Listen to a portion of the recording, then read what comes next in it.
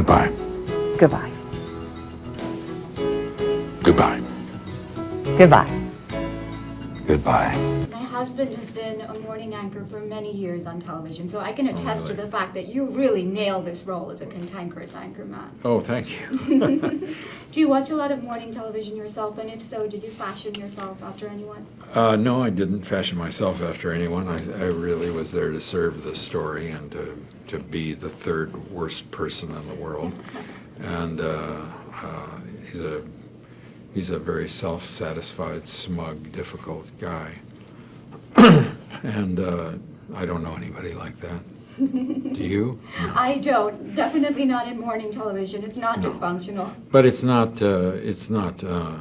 He's a guy who spent his whole life in broadcast journalism. He thinks of himself as being in a very serious business, and he's been pushed aside at the anchor desk for a younger man, and he has 2 years left on his contract. And if he turns down the job that the character Rachel plays is offering him, he'll lose $12 million.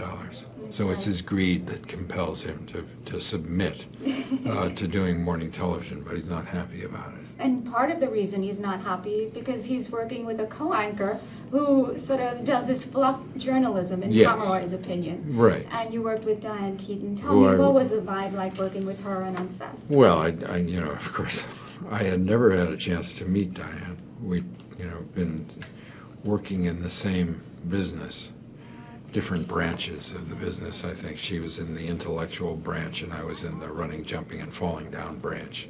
So we never had a chance to work together, but it was a real pleasure to finally get that opportunity. She's wonderful to work with. She's not only just great at what she does, but she's a pleasure to work with.